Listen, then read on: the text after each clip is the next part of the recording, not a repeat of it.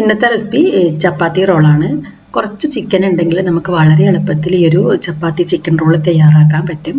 അപ്പോൾ നമുക്കിതെങ്ങനെയാണ് ഉണ്ടാക്കുന്നത് നോക്കാം. ആദ്യം നമുക്ക് ചപ്പാത്തി ഉണ്ടാക്കണം. ചപ്പാത്തിക്കുള്ള മാവിന് വേണ്ടിയിട്ട് ഞാനിവിടെ 1 കപ്പ് ഗോതമ്പ് പൊടിയും 1 കപ്പ് മൈദയാണ് എടുത്തിട്ടുള്ളത്.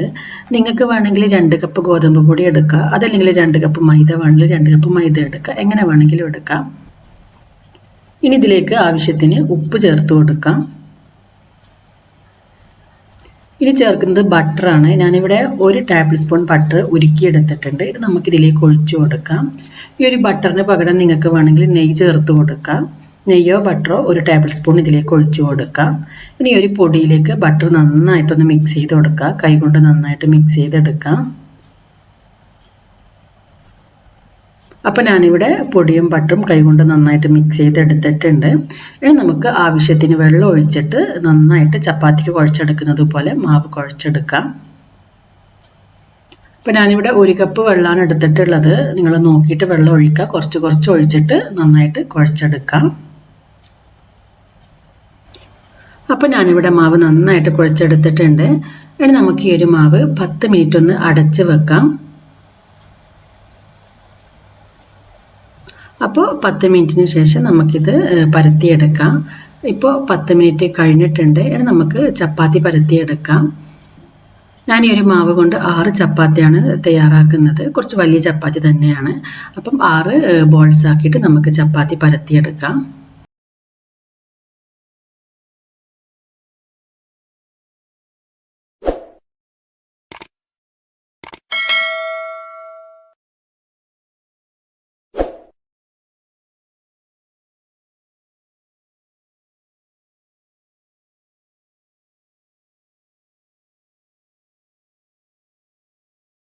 അപ്പോൾ ഞാനിവിടെ 6 ചപ്പാത്തിയും പരത്തി എടുത്തിട്ടുണ്ട്. ഇനി നമുക്ക് ഈ ഒരു ചപ്പാത്തി ചുട്ടെടുക്കാം. ആദ്യം പാൻ വെച്ച് പാൻ ചൂടായി വരുന്ന സമയത്ത് നമുക്ക് ഈ ഒരു ചപ്പാത്തി ഇട്ട് കൊടുക്കാം. ഞാനിതിലേക്ക് കുറച്ച് ബട്ടർ കൂടി ചേർത്ത് കൊടുക്കുന്നുണ്ട്. ഞാൻ നേരത്തെ പറഞ്ഞതുപോലെ തന്നെ ബട്ടർ ഇല്ലെങ്കിൽ നെയ്യ് ചേർത്താലും മതി. അപ്പോൾ ഇതുപോലെ നമുക്ക് ആദ്യം 6 ചപ്പാത്തിയും ചുട്ടെടുക്കാം.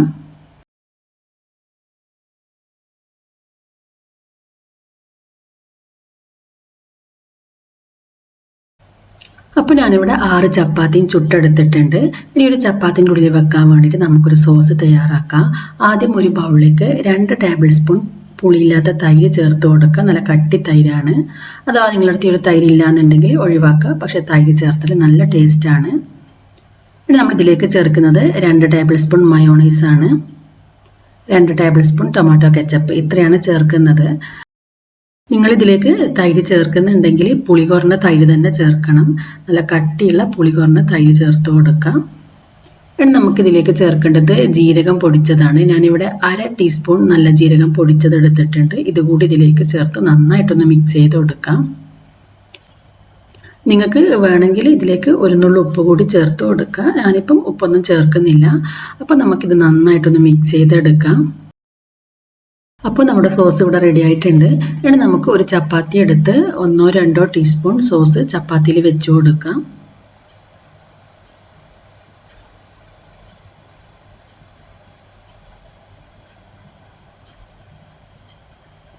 ഇനി നമുക്കിതിലേക്ക് ചേർക്കേണ്ടത് ചിക്കനാണ്.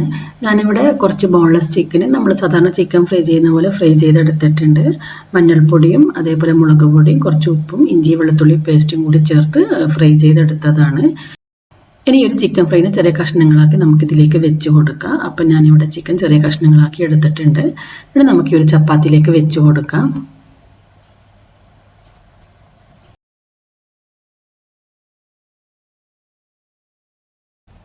ഇനി ഇതിലേക്ക് ചേർക്കേണ്ടത് സവാളയാണ്. ഞാനിവിടെ സവാള ഇതുപോലെ നീളത്തിൽ അരിഞ്ഞെടുത്തിട്ടുണ്ട്.